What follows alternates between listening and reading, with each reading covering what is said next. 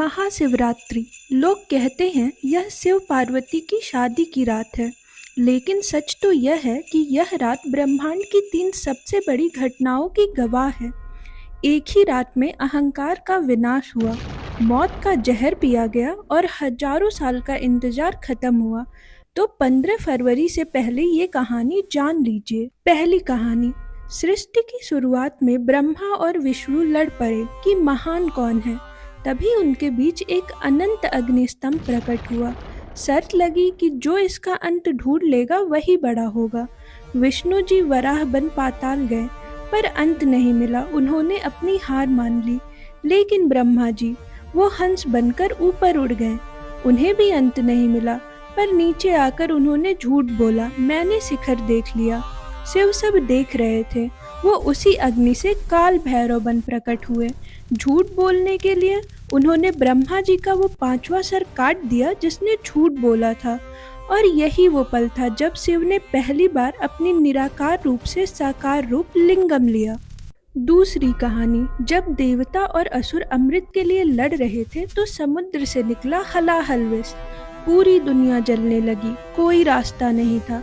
तब महादेव ने वो उबलता हुआ जहर अपनी हथेली पे रखा और पी गए। माता पार्वती ने डर के उनका गला पकड़ लिया ताकि जहर नीचे ना उतरे। जहर वहीं रुक गया और उनका गला नीला पड़ गया। लेकिन उस जहर की गर्मी इतनी भयानक थी कि शिव जी का शरीर तपने लगा। वैद्यों ने कहा, इन्हें सोने मत देना वरना जहर फैल जाएगा। पूरी रात देवताओं ने उनके सर पे ठंडा जल चढ़ाया, गीत गाए और नृत्य किया ताकि महादेव जगते रहें। यही वजह है कि महाशिवरात्रि पे हम पूरी रात जगते हैं और शिवलिंग पे जल चढ़ाते हैं, उसी जलन को शांत करने के लिए। तीसरी कहानी और सबसे खूबसूरत। सती के जाने के बाद शिव वैरागी हो गए थे। उन्हें वापस पाने के लिए माता सती ने ऐसी तपस्या की जो किसी इंसान के बस की बात नहीं। पुराण बताते हैं 3000 वर्षों तक उन्होंने कठोर तप किया।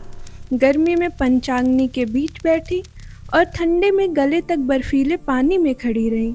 उन्होंने इस 3000 साल के संघर्ष से आखिरकार शिव का वैराग्य पिघला दिया और इसी महाशिवरात्रि की रात वो वैरागी दूल्हा बना और प्रकृति का मिलन पुरुष से हुआ। तो इस महाशिवरात्रि जब आप शिवलिंग पे लोटा भर जल चढ़ाएं तो याद रखिएगा, आप ब्रह्मा का अहंकार तोड़ रहे, विष की जलन शांत कर रहे और पार्वती के प्रेम को नमन कर रहे। कमेंट में बोले हर हर महादेव।